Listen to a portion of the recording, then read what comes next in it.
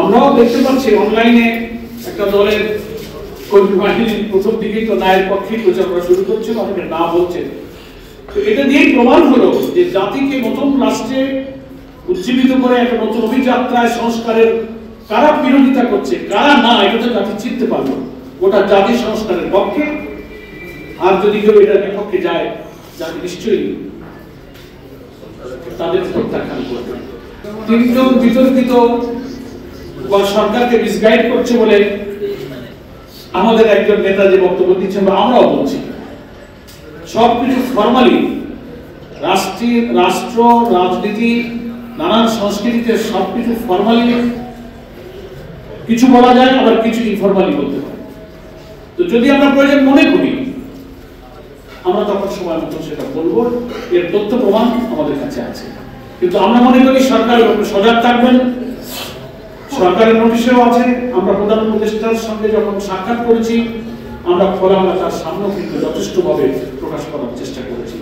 আশা করি জনগণের এই পারসেপশনটা সরকার উপলব্ধিতে নেবেন এবং কোন উপদেষ্টা দলীয় ভাবে প্রভাবিত হয়ে মিসগাইড করার কোন কথা শুনলে আশা করি প্রধান উপদেষ্টা যে রাজনৈতিক প্রজ্ঞা, দূরদর্শিতা, যে স্যাগাসিটি, যে ফার্স্টাইটনেস আছে, এটা দিয়ে বিবেচনা করে তিনি নিজেকে নিরপেক্ষ রাখার জন্য সজাগ থাকবেন, এটা আমরা আশা করি।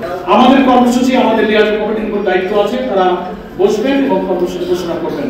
আমাদের আন্দোলনের সব দাবি তো পূরণ হয়নি, এজন্য আমরা প্রোগ্রামে যাবো ইনশাআল্লাহ। জাতীয় নির্বাচন ইনশাআল্লাহ প্রভাবিত হবে না, বরং আমাদের আন্দোলনের জন্য সংস্কার প্রস্তাবের গুরুত্বপূর্ণ ম্যাটেরিয়ালস গুলো কিন্তু ঐক্যমত্য কমিশন এবং গণভোটে ইনশাআল্লাহ যাচ্ছে। এটা আন্দোলনেরই ফসল, আর আন্দোলনের মধ্য দিয়ে আমরা মনে করি নির্বাচন প্রভাবিত হবে না, বরং নির্বাচনকে অবাধ, সুষ্ঠু, নিরপেক্ষ হওয়ার ক্ষেত্রে আমাদের এই আন্দোলন ভূমিকা রাখবে। স্কিন শুষ্ক রুক্ষ হয়ে যাবে বলে কি বাইরে যাবে না? জাস্ট 1 2 3 4 করো, স্কিনটাকে রিভাইভ করো। পরিষ্কার করুক আগে, আগের কথা তো সেই সময় না, সেই সময় ওনাকে সংকটটা যে জটিলতা হতে পারে আমরা বুঝিয়েছি, ওনারা এই জটিলতার ব্যাপারে, নিরসনের ব্যাপারে ওনারা জাতির কাছে ওনাকে পরিষ্কার করুক। আমরা আজকে জানালাম উনি যা বলেছেন, আমরা 8 দল একই কথা ওনার জন্য প্রযোজ্য, এটা ওনাকে বলবো।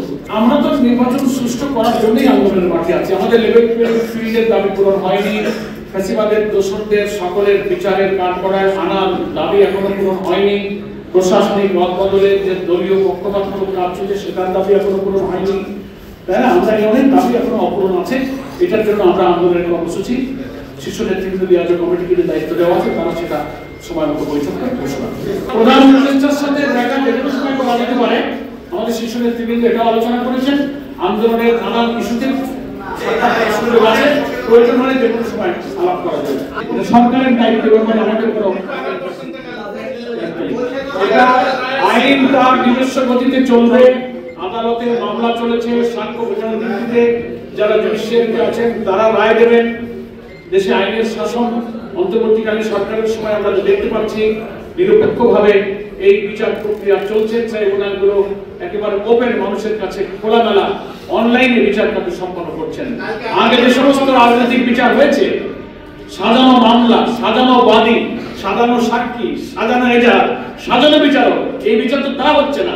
ফলে এই বিচারের প্রতি জাতির আস্থা আছে, আমরা আইনের উপরই আস্থা রাখি। আমরা অতীতের কর্মসূচিতে মাঠে ছিলাম, এবারেও এই ফ্যাসিবাদের আন্দোলনের কর্মসূচিতে নাশকতার কোনো সুযোগ এই জাতি দেবে না, আগের দিনেও দেয়নি, এটা কোনো স্থানিক হবে না। তারা সুযোগ পাবে না। আমরা মাঠে থাকবো, আমাদের 8 দল মাঠে থাকবে ইনশাআল্লাহ।